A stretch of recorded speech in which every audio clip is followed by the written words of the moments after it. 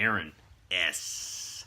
Thank you for sharing your survey with us, allowing us to take a look at what you've been doing professionally as well as in the class. And I think that's one of the exciting points about this project, this process, and what we want to accomplish in a class like this. We have a reading set aside that are furthering our knowledge about communication, about media studies, about changes and evolutions in technology and culture.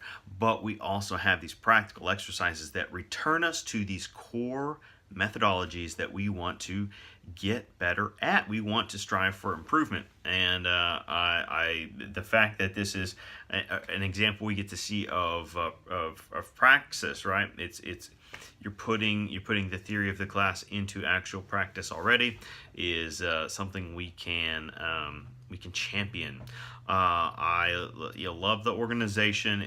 It comes across as very clear. One of these Google surveys.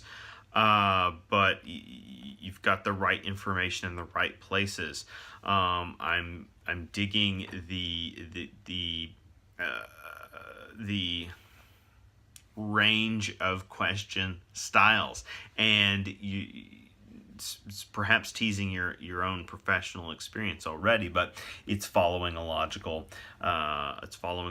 organizational pattern. We've got that generic personal information to start it off, and then you're slowly getting into deeper follow-up questions, and that's a good chronology. Here's something I'm going to say I like personally. For example, number 4, it has a plethora of responses that people can put in. Number 4 asks, how do you primarily use your Twitter account? It does say select one, so I guess the word primarily, how do you primarily use it? Technically, could we use social media for, let's say, 2 to 3 things? I don't know. So for data gathering purposes, if we try to get people to just isolate one, that's probably a healthy way to go about it. So I don't have any qualms there. But I'm also a person that when I take a survey, I'll answer multiple ones. It's a dividing line. Usually when they're testing personality things at businesses, and you all can anticipate many of the jobs you go into taking personality assessments and surveys for your employer. This is not shielding to immediately fire you. This is for people to better understand you, maybe understand parts about you that you don't even quite realize or recognize yet. And when that happens, they often will say, just respond to, click on no more than 3 items at a time.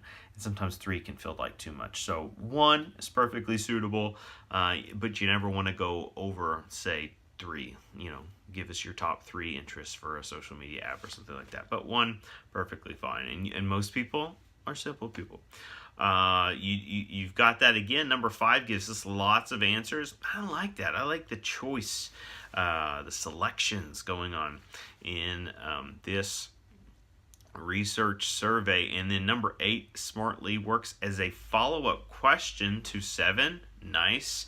Our other Aaron also performed that strategy. So good job, you guys.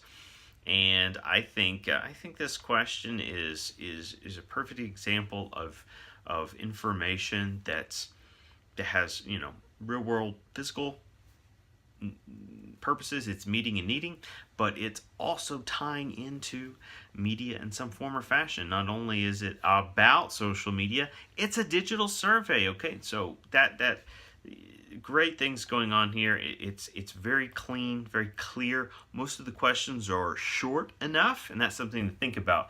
The longer the questions, maybe people get bored, right? And we're not trying to cater to our respondents, but the longer the question, the more confusing it could be. So that's something to look out for. Everybody, I'm not talking necessarily to Aaron.